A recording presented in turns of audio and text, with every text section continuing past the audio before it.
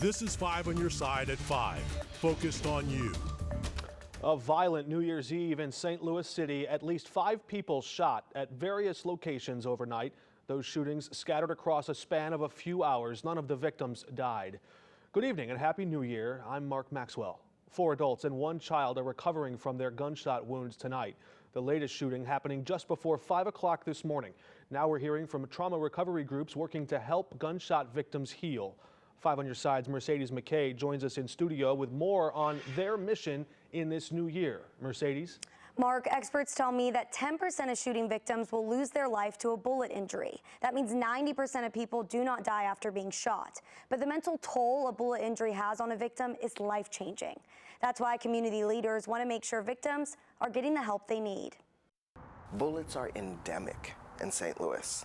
They are everywhere, and they cause risk to come into people's lives on a day-to-day basis in a way that's inescapable. Words like compassion and hope cover the walls at Dr. LJ Punch's bullet-related injury clinic. Decorations that are the focus in his patient's recovery. The brick was founded around the idea that letting all of that unhealed hurt and trauma go back into the community is actually one of the biggest risk factors for future bullet injuries. Dr. Punch has devoted his life to treating victims of gun violence. But the person who was physically shot isn't the only one feeling the pain. It doesn't stop with them. It affects everyone around them, including their home, their families, and their community. In a span of about 8 hours, as the year turned from 2022 to 2023, there were 5 non-fatal shootings across St. Louis. It's a scary reality that Serena Muhammad, with the St. Louis Mental Health Board, wants her organization to help respond to in the new year. Really focusing in on how you help people recover from gun violence, heal from that trauma, so that it doesn't perpetuate and that we end up having retaliation and other things as a result of that incident. According to Muhammad, for every homicide, there's 10 people who survived. While losing a life is tragic, those who are left with the gunshot wound have to go through their own trauma. It's also tragic when somebody is shot and they lose their ability to make a living, they can't sleep at night, it impacts their lives, their loved ones. So all of these things are serious and we need to pay attention to all of it. Both Dr. Punch and Muhammad added that there seems to be an emotional fatigue in our city related to caring about shootings and homicides because it's just become so common. Now, to learn more about Dr. Punch's clinic and how to get help, you can head to our website, KSDK.com, and look under the As Seen on TV section. Mercedes, thanks. Developing tonight, police are looking for the person responsible for a deadly hit and run that killed 1 person and hurt another at the intersection of Cabanne and Kings Highway just before 2 o'clock this morning. 1 person died at the scene. Another was rushed to the hospital. Right now, there's no word on that person's condition. We still have limited details at this time. Also developing tonight, medics airlifted a Missouri State Highway Patrol officer to a St. Louis hospital last night after he was hit on South Outer Road in Crawford County. According to the crash report, the trooper was already at the scene checking on another pedestrian. Police tell us the 74-year-old driver behind the wheel of a 2017 Dodge Ram 1500 failed to notice the trooper and struck him around 6:20 last night. The officer is seriously hurt. This new year is starting off with plenty of sunshine and warm temperatures. Here's what it looked like out at Forest Park today. You can see people taking advantage of the warm weather, practicing their golf swing or walking their dogs. The warm spring-like conditions certainly setting a sunny tone to this new year, but there might be some rain on the way before long. Let's check in with our chief meteorologist, Scott Connell, with a first look at our weather first forecast. Scott? Well, yes, we did have sunshine in the metro area, but not the entire area today. South of St. Louis, the farther south you went, down 55, and then down across southern portions of Illinois. The low clouds, a little pesky there, not really letting up. But for most of us in the metro area, it turned out to be a great afternoon and a fantastic evening underway at the moment. Still 61 degrees looking out in St. Charles right now. A lot of people will be traveling either later tonight or even tomorrow, because tomorrow is a holiday for a lot of businesses, and I believe the government too. There's a look over in Edwardsville. Hint of some sunshine, at least the setting sun there. Big system out to the west. Next weather maker, it's on the way here. Doesn't get here tonight, doesn't get here tomorrow during the morning, but tomorrow night our rain chances will increase. Most of us are in the 50s to around 60 at this moment. Those low clouds just to the south of St. Louis will zip back in here overnight, maybe some patchy fog, but it's quite mild to begin this month of January and this new year. and mostly dry through midday tomorrow. We're going to time out the rain likely as we head into tomorrow evening, plus a threat for severe weather. We'll show you where that's greatest in a few minutes, Mark. All right, Scott, thanks. New developments in Illinois put the end of cash bail on hold. The state was set to become the first in the nation to abolish money bond on New Year's Day. That was until the state Supreme Court put that plan on pause. The Supreme Court issued an order New Year's Eve staying the elimination of cash bail for now, as it prepares to debate whether those provisions in the Safety Act are constitutional.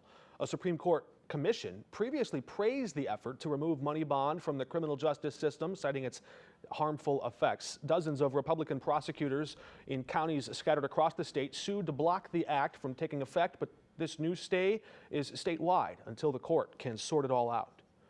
Some people still feeling the effects of New Year's Eve ate their way to recovery today at High Point. This is the first Sling It in the New Year brunch at High Point. The menu including an all-you-can-eat slinger bar for 15 bucks. Guests could order eggs served any style. You can use whatever toppings you like to build your own slinger. One customer told us her son talked her into it. Well, my son Brian, he looks up all the good places to eat, and he said this was the best place to come today, and we were here when they were open, ready to go. We were ready to eat. And ready to eat they were. The customers were encouraged to wear their pajamas.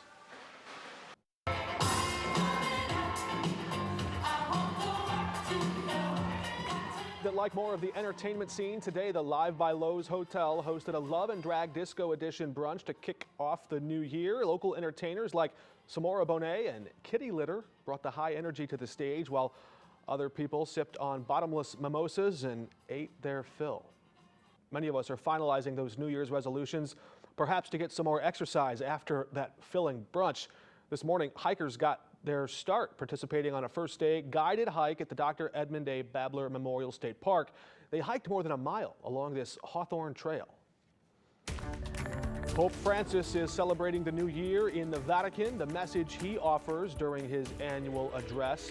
Plus, we're closing out our 75th anniversary with a look back at one of the most powerful floods at Tom Sauk's Upper Reservoir.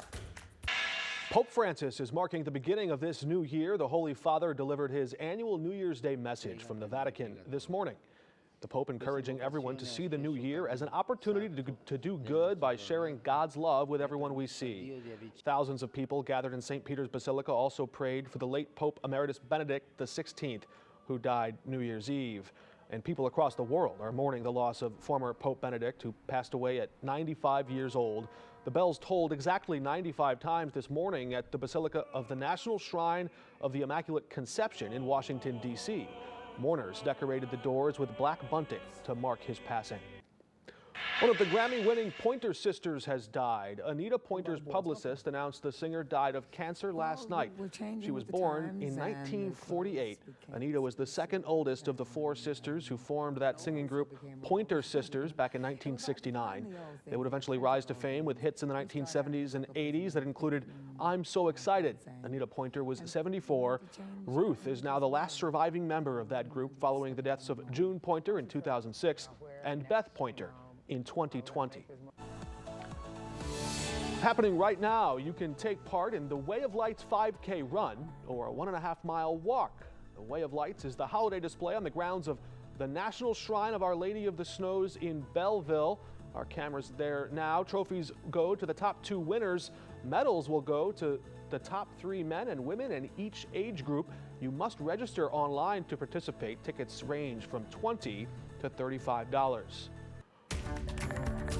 While everyone was ringing in the new year, one local hospital was busy welcoming a little one into the world. Meet the city's first baby in this new year. And what a difference a week makes, right? Temperatures as we begin this new year way above average. We know they can't stay that way for very long. The transition that happens and why it's prompted a weather alert day for Monday evening. Tense moments on a Ferris wheel in Orlando when it lost power and sparks started flying, leaving more than 60 people stranded and stuck on that ride.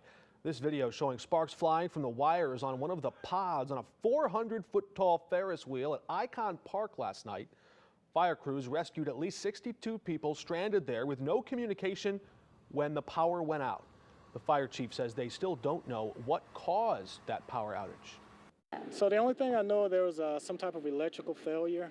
So I don't know if there was a power glitch or something, but I guess one of the citizens stated there was some sparks coming from one of the wires off of one of the pods. But when we got here, we didn't see anything like that. No one was hurt. Everyone involved made it to safety. That is the same theme park where St. Louis teen Tyree Sampson was killed while riding a free fall ride back in March. Millions of people in the U.S. are starting the new year with a pay raise. Starting today, the hourly minimum wages in 23 states rises. Missouri's minimum wage jumping to $12 an hour. Illinois workers will now make at least $13 an hour. The increases will affect nearly 8.5 million workers. One of you could start the new year much richer. The Mega Millions jackpot now up to $785 million. This comes after no one matched all 6 numbers in Friday night's drawing. The next drawing is Tuesday night at 10. Good luck. Barnes Jewish Hospital is welcoming the area's newest and youngest resident. Travion Holloman is the first baby born in St. Louis in 2023. There he is, born just 20 minutes into the new year, weighing 7 pounds, 11 ounces. Welcome to the world and to St. Louis, and happy birthday. As we close out 75 years being on air, we're taking a look back at one of the most powerful floods we've ever covered, and it had nothing to do with the weather. Justina Coronel takes us back to the 2005 Tom Sauk Reservoir failure in Reynolds County. The year was 2005. On December 14th, the pump failed at Ameren UE's Tom Sauk Upper Reservoir. It sent more than 1 billion gallons of water rushing into Johnson Shut-ins State Park. There were no visitors in the campground at the time. The park superintendent's house was swept from its foundation with him, his wife, and 3 children inside. They were rescued a quarter of a mile away. I could hear the ranger in the far end of this field down here hollering for help, but I never heard his wife or anybody else. All of them survived. She was sitting up, had the baby in one arm, had her leg underneath her, the other baby was across her leg. And she was covered in debris. Maxine Walker and her husband lived across the highway from the superintendent. The rushing water came within 3 feet of their house. They were sleeping when the breach happened and woke up to a loud noise that sounded like a jet. The sound was just something you wouldn't believe. The water eventually made it into the lower reservoir. I had a solid wall of water coming down the highway and hit the front of my car and shoving me backward. Ameren admitted it was responsible for the collapse because monitoring equipment was improperly maintained. A Reynolds County judge ordered the utility to pay $180 million in cash and property. Ameren rebuilt the reservoir. It reopened 5 years after the disaster. The new structure is made entirely of concrete with built-in safeguards and around-the-clock on-site monitoring. A total renovation of Johnson Shut-in State Park was completed in 2014. Justina, thanks. You can find more historic footage at ksdk.com/75.